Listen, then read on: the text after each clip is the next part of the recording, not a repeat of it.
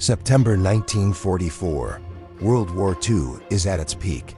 But in the quiet town of Mattoon, Illinois, a different kind of terror is creeping through the streets.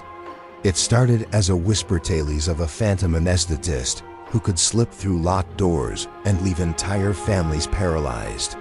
Over the next 2 weeks, 33 people would report being gassed in their own beds. Was it a Nazi saboteur? A deranged chemist? Or did an entire town lose its mind in a fit of mass hysteria? Tonight, we peel back the layers of one of the most bizarre unsolved mysteries in American history. This is the story of the Mad Gasser. Most people think it started with Llewellyn, but the true first attack happened the night before, on August 31st. Urban Rafe woke up to a sickly sweet odor. He tried to tell his wife, but he couldn't speak. He was hit with violent nausea and paralysis that lasted 90 minutes. But the fire was truly lit the next night. Llewellyn was in bed counting money with her sister. She didn't notice the shadow at the window until the smell of gardenias filled the room. Within seconds, her legs went numb.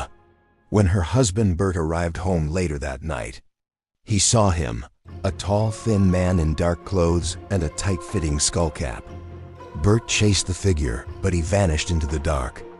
By morning, the headline "Anesthetic Prowler on the Loose" was on every porch in Mattoon. The attacks didn't stop.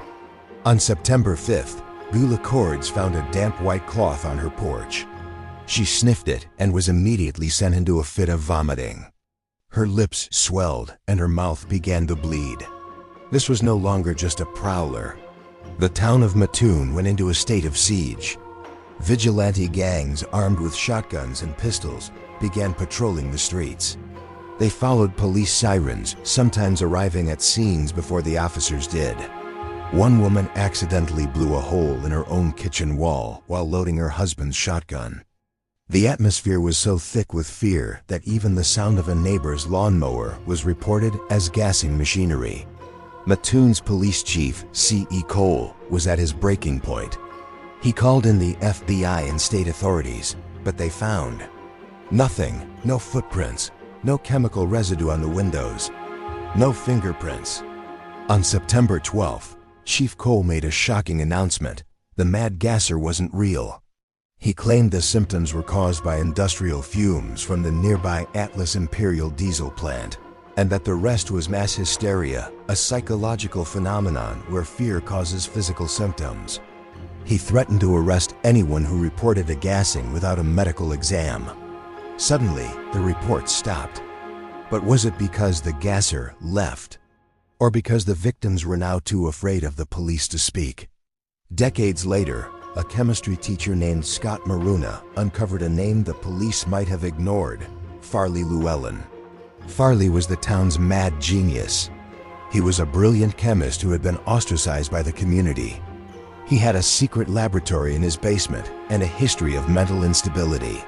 Maruna believes Farley used a chemical called tetrachloroethane, substance with a sweet smell, that causes the exact symptoms the victims described. Even weirder, Llewellyn was allegedly committed to a mental institution shortly after the attacks ended. Was he the monster Mattoon was looking for? Or was he just a convenient scapegoat for a town that needed a villain? Some believe the gasser wasn't human at all. Paranormal researchers have pointed to the ape-like descriptions from victims like Edna James, who claimed she was doused with 3 clouds of gas by a creature with long arms. Others link it to Spring-Heeled Jack, or even early alien abduction theories.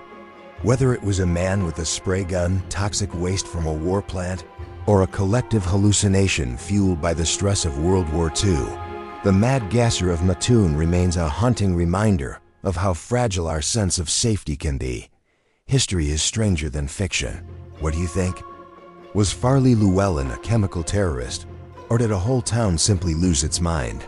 Let me know your theory in the comments. And if you want to see the actual evidence for yourself, I've linked the best book on the case in the description. Thanks for watching.